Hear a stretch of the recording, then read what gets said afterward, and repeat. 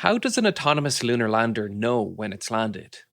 This seems like an easy problem, but with very few sensors and communication relays available on the moon, we don't always know for sure. We can check to see if the engines have shut off and check its orientation with the inertial measurement unit. However, there is a scenario where all of these checks could indicate a successful landing. But in reality, the lander has bounced off the ground and is actually currently in free fall back to the moon.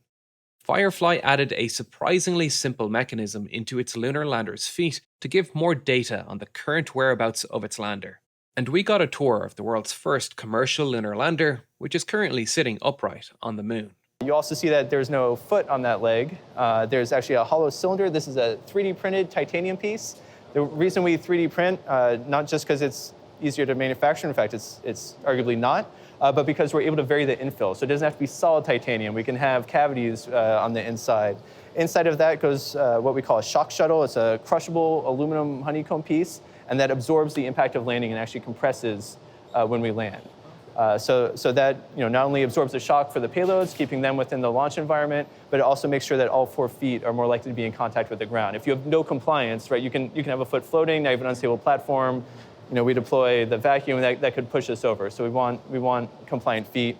We will probably be able to show you a foot outside of the clean room when we leave here, but that also has a swivelable ankle. It's got a nice bowl shape, so it doesn't catch on the lunar surface if we came in at a slight angle. And how do they know when the lander has actually touched the ground?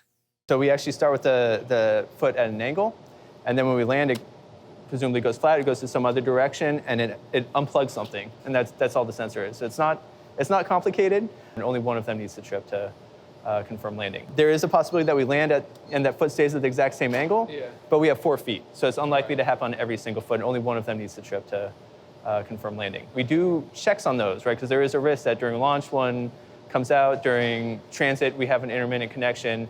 We never have them power off the engine until we're below a certain threshold, and we're doing checks on them throughout flight to make sure we don't have any transient signals coming from that. And if we do, we say ignore that sensor during landing, just so we don't get a false contact.